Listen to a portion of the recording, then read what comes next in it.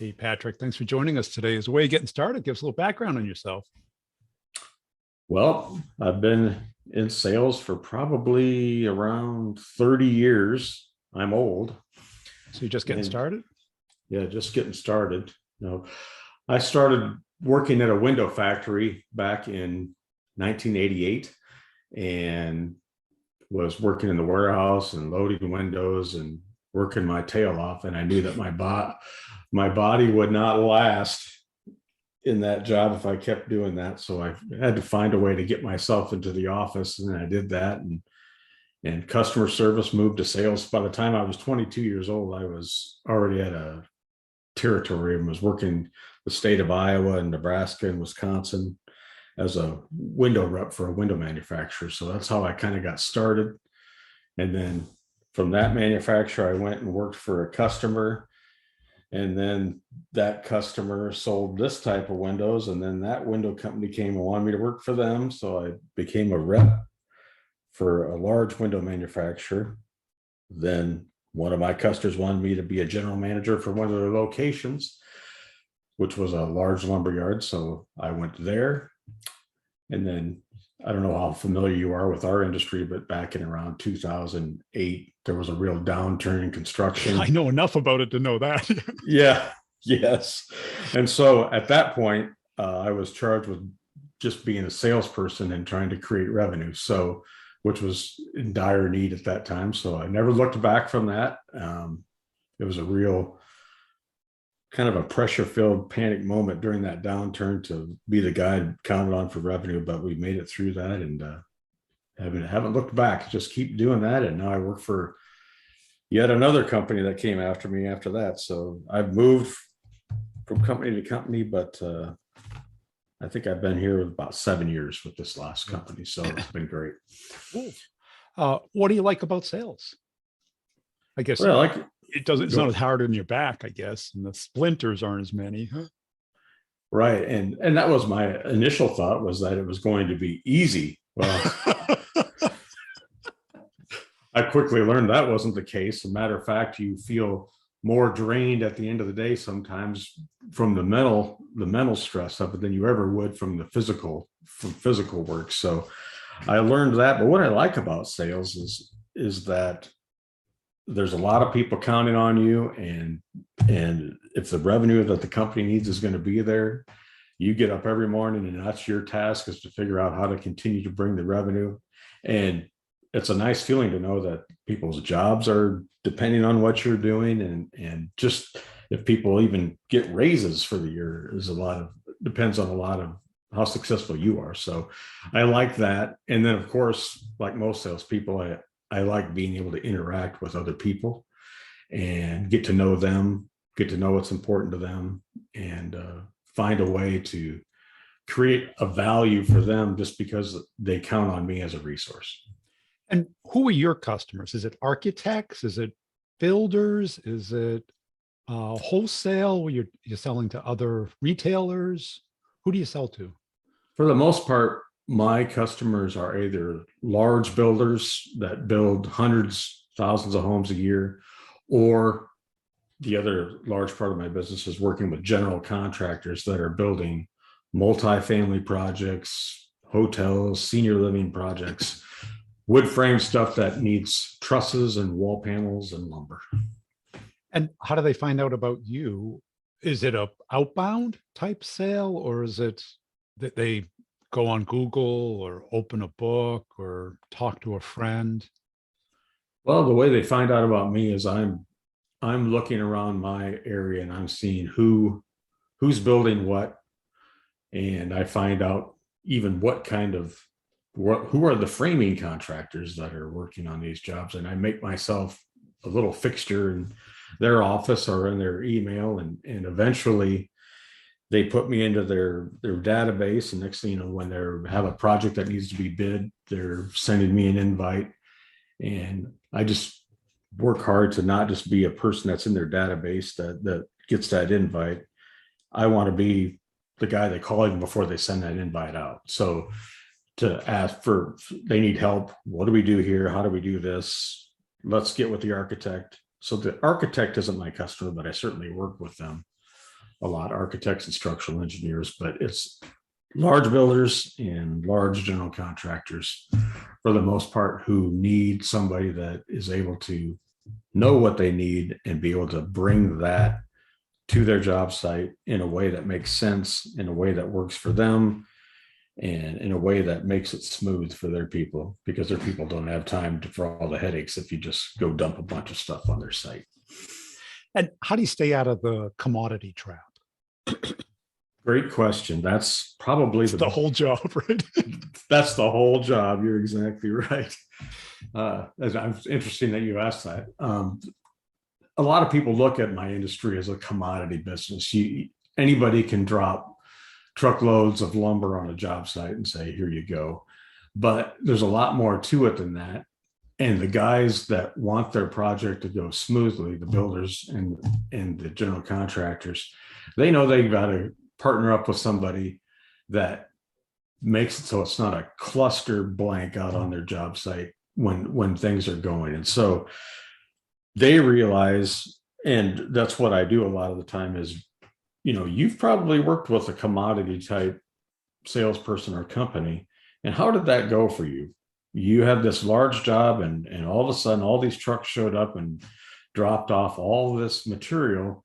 And then you got an invoice and they said, good luck, hope everything goes well. And what we're offering you is a process. So that's how I stay away from the commodity trap is, hey, do your superintendents, do your people have time to figure out the total mess that would happen if that's all we did was drop material off on your site and said, figure it out? No, you need somebody that we're going to assign a commercial project manager to your job. We're going to have somebody working with you on the schedule. When do you want this part to show up on your site? How much room do you have for material on your site? And what's your anticipated schedule? Let's piece this out so you get what you need when you need it instead of a big pile of crap. And once they experience the difference between one and the other, then they realize, hey, this is an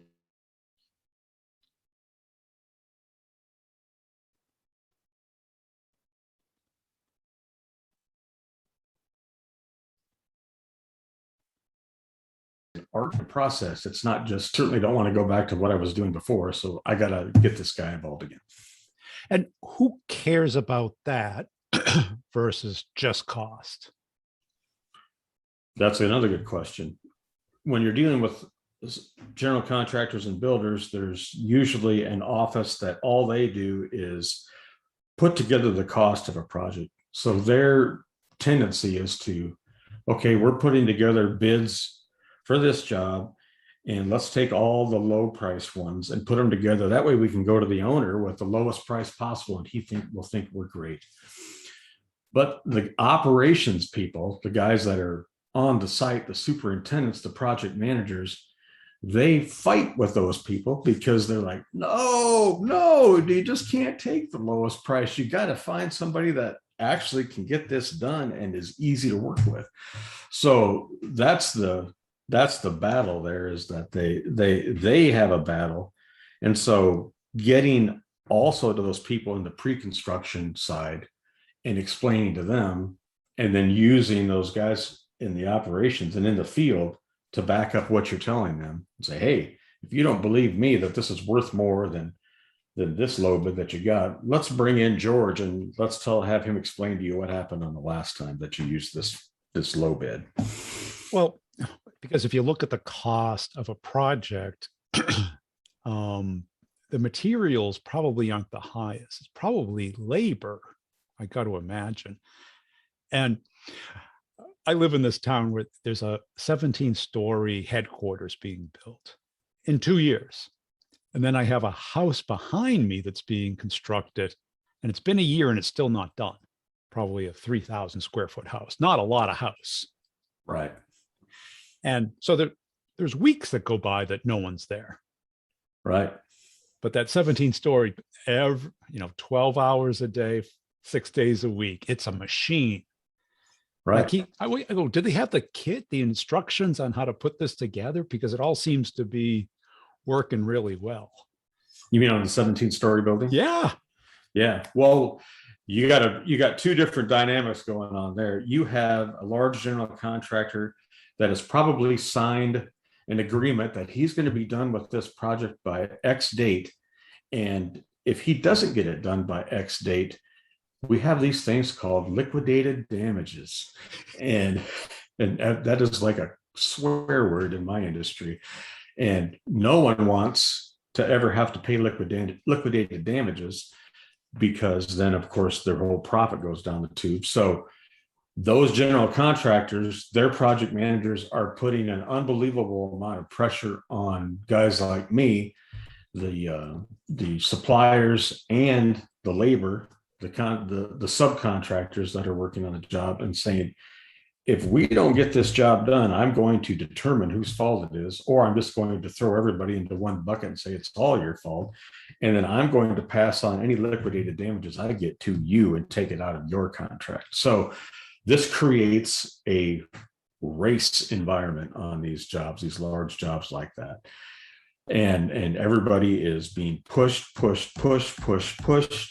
And it's a very stressful thing, but you have to have the pieces in place to be able to handle that. If you don't, and you end up being late, if you've got way too many orders to fill in 1 month that you can't do, you'll end up really paying the price for that, and you won't last in this business for very long.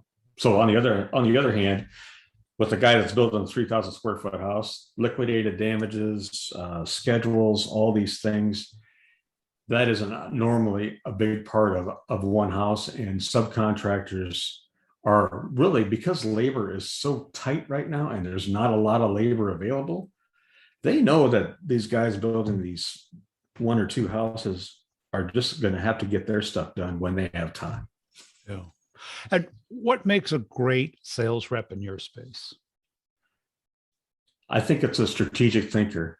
In my industry, again, the commodity mentality is, even with a lot of the salespeople in my business, are still have that. They still think that everything is price driven, and that's the only thing that determines the decision. So they're always coming back to our ownership crying, "Oh, my price is too high. I need to get it down. I need to get it down. I need to get it down." That's always an issue, but they haven't strategically thought about, how can I show this customer that we're worth being paid more. So I think it's a strategic thinker that is always looking about, how can I stay at the table here. That's the analogy I use is, okay, here's a $8 million deal. Somebody's going to get this. There's only a few suppliers that can handle that. How can I stay at the table? Even if I have a higher price, how can I stay at the table until the decision is made? And while I'm at the table and they still haven't made a decision, what can I do to show the value of how we do it versus the competition before I get kicked off the table because my price is higher? Right. The longer you're at the table, the more the chance that you're going to be there when the purchase order is laid on the table. I think price is a cop out to most salespeople. They assume it's about price. Right. Probably because the customer tells them it's about price. Exactly. It's the easiest thing to always say. Right.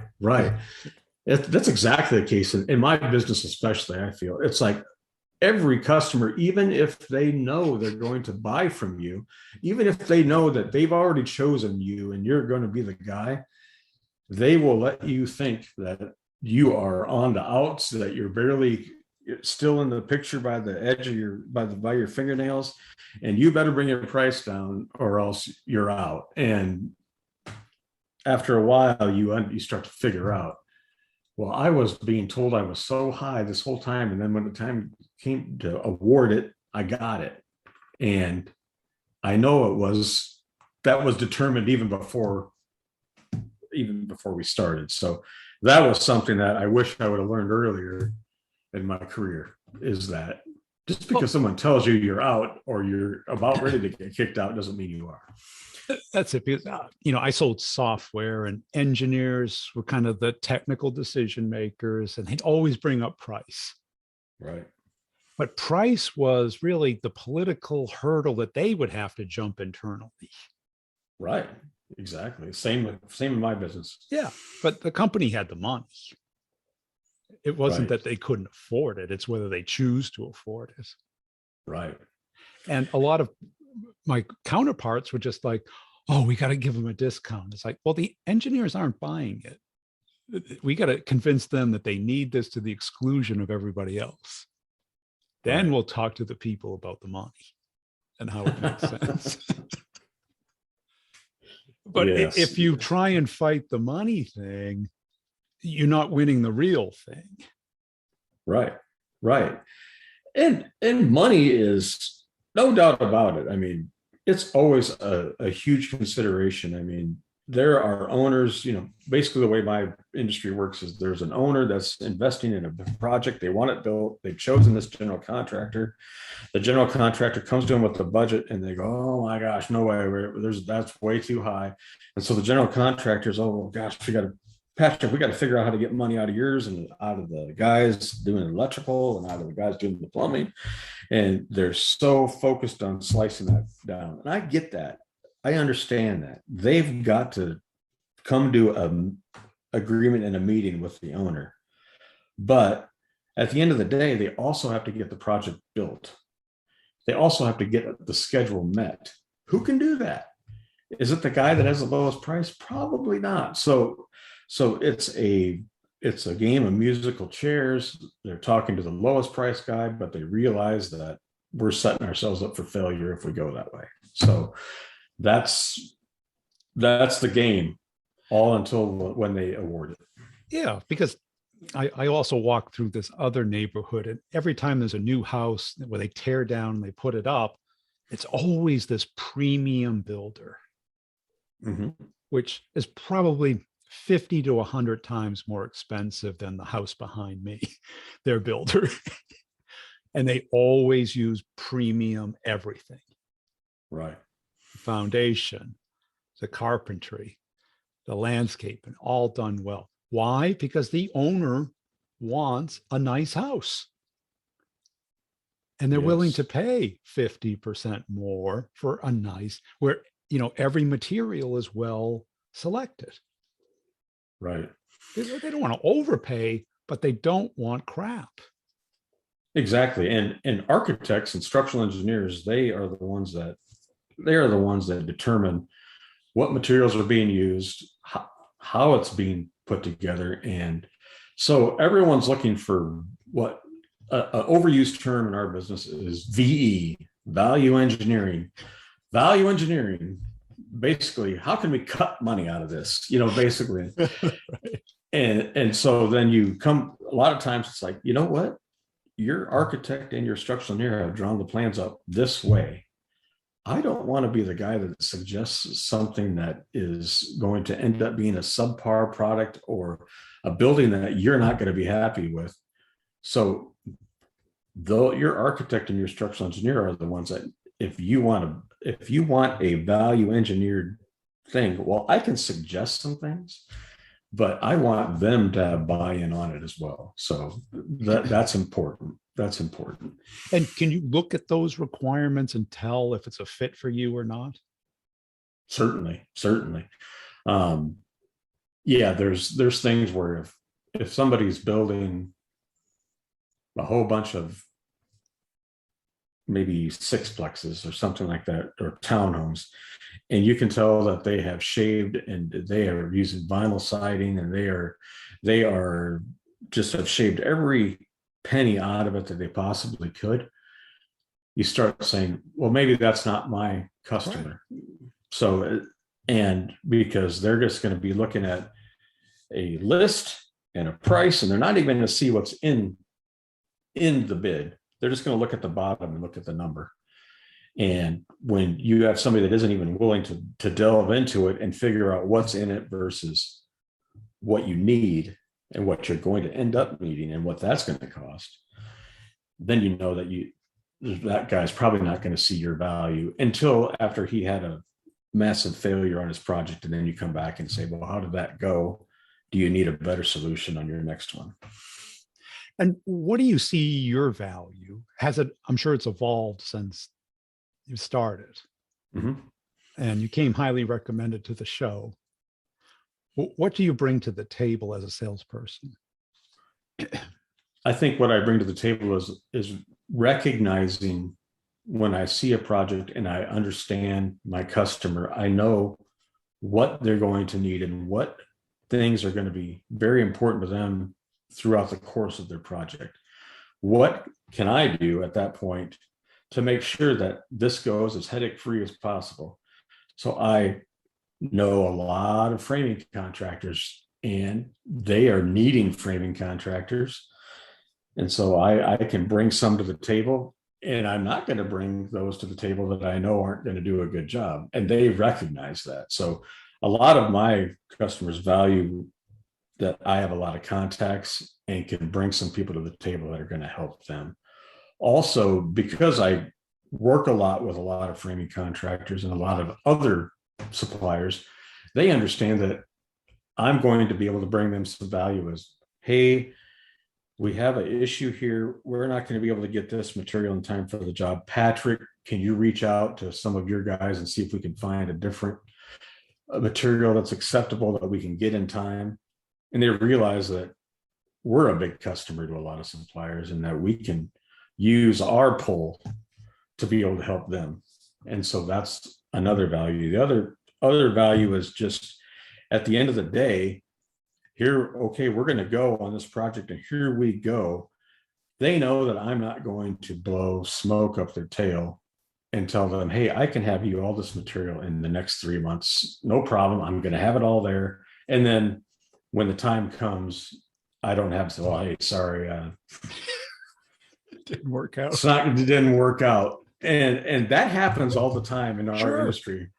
Matter of fact, it's happened a ton in the last 2 years of people suppliers just like at the last minute backing out and saying, hey, we don't have the material and we're not going to be able to get these components built in time. And so we're just not going to be able to do it, or we're not going to be able to get it for you until 6 months after you thought you were going to have it. So that's the way it is. Sorry. That's what's going on in our business today. That doesn't work. They know I'm not going to do that. They know that I'm going to tell them from the beginning what I feel we can do. And that even if I know it's not what they want to hear, hey, I know you want to have all this material in February, but I'm not going to get it to you until April. And that's just where it's at. They know that I'm going to be honest. And that's another value, because honesty is a diminishing asset in our business these days. Right. Because honesty is telling the client what they need to hear. Right. And it's hard. That's one thing you learn. That's one thing you learn when you start in sales, that your tendency is to want to be a yes man, to want to go, oh, yeah, we can do that. Yeah. We'll make it happen. Yep. Don't worry, we'll get it done. And you want to say that. You want to please your customer. But you learn that after you've touched the hot stove too many times and made promises that you couldn't keep, that your life sure was a lot more hellish than it was that if you would have told if you just would have made sure that you were able to do what you were able to do when you first told them. So yes, that's one thing you learn, is it's going to be much better to be upfront and honest and not give them pie in the sky. And I cross my fingers, hope I can do that. Let's be honest and real. Talk to our people in our company. What can we honestly promise this customer as far as performance as to when we can make this happen for them? That's appreciated, because it happens all the time that people say they can do things that they can't do when the time comes. And I got to believe you're competing against a lot of salespeople who do the, I'll bid and then hound them. And there's no value other than, oh, and they go, well, we didn't think it'd be that expensive. Well, let me take 5 points off of it. And they send another proposal.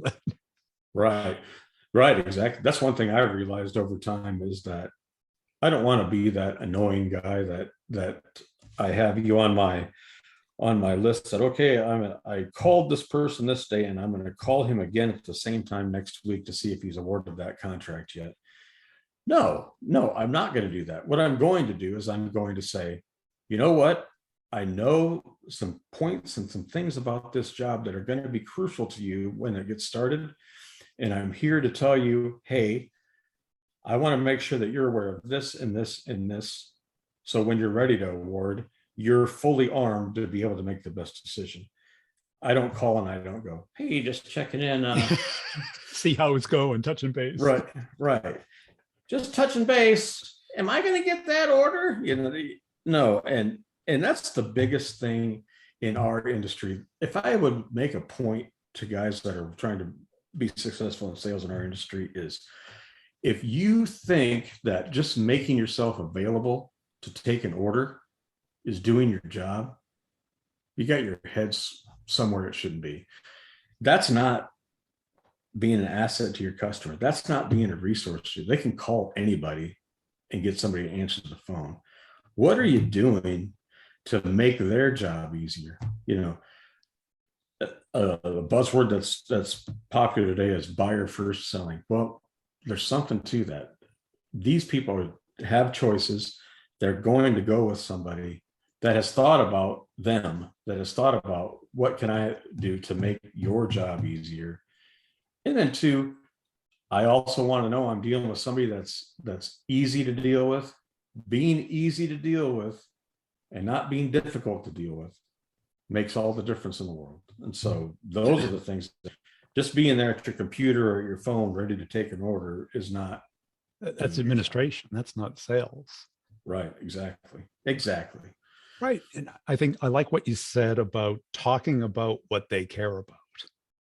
Right. Because what they care about is the things that they're not thinking about. Right.